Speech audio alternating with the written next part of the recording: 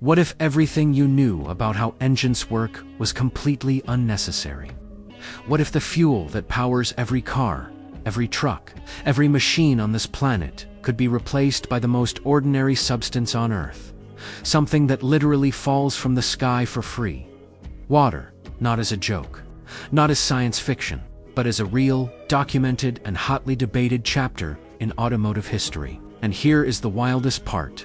Some of them may have actually gotten close. Today, we are going inside one of the most fascinating and controversial ideas in the history of the internal combustion engine.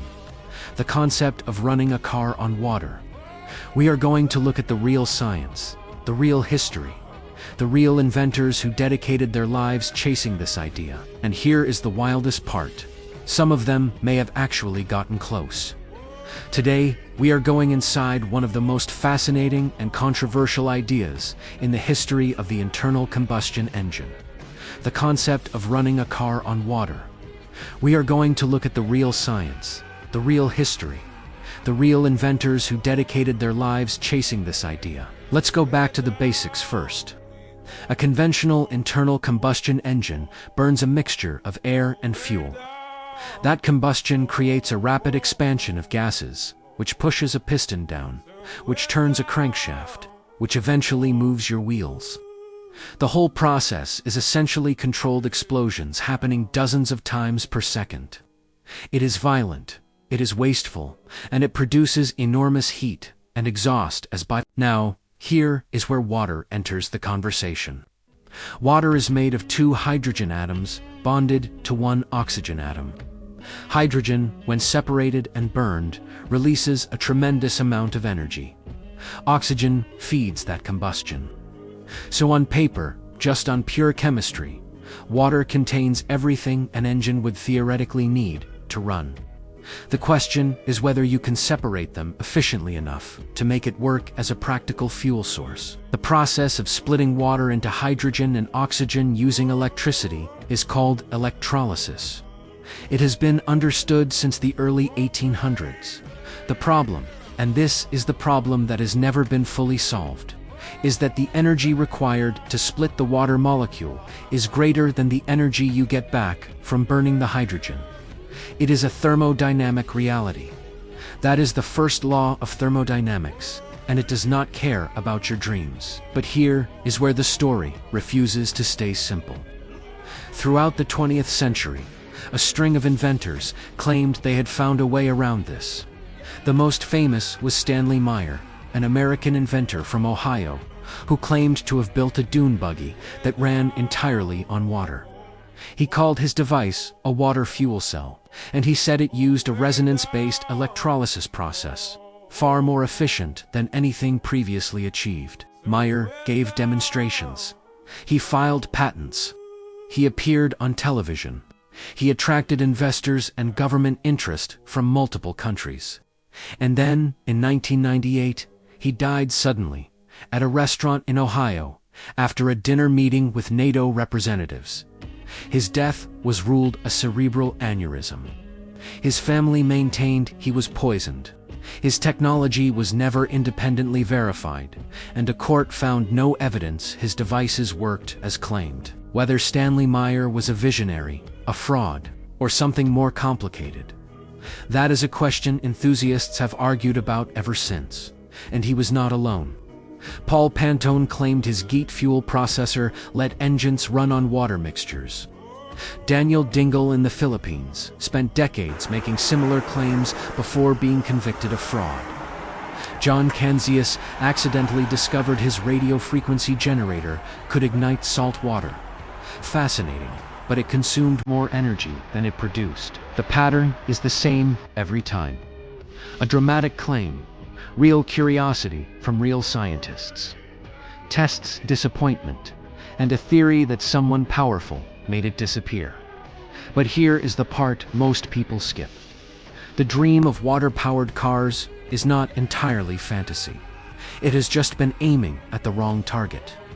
Hydrogen fuel cells are real. They exist right now, in cars you can buy today. The Toyota Mirai, the Hyundai Nexo. These vehicles run on hydrogen, and their only emission is water vapor. You store hydrogen in a tank. It passes through a fuel cell that reacts with oxygen, and that electricity drives a motor. The exhaust is clean water vapor. The challenge is not the technology in the car.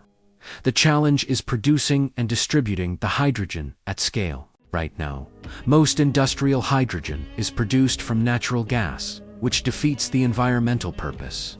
Green hydrogen, made through electrolysis powered by renewable energy, is the goal. It is moving forward, slowly, expensively, but forward. Some engineers have also explored water injection, not as fuel, but as a mist injected to cool combustion, reduce knock, and improve efficiency. BMW used this in their M4 GTS. It works. The idea of a water-powered car has taken on a life in culture far beyond the garage. Forum threads thousands of posts long, YouTube videos with millions of views, documentary films following inventors certain they cracked the code. There is a reason this idea has such staying power. It represents the ultimate automotive freedom. Liberation from fuel costs, from oil infrastructure, from geopolitics, from the price that changes every time you pull up to a pump. The water-powered car is not just a mechanical fantasy. It is a political one. It is the idea that the ordinary person could be completely free.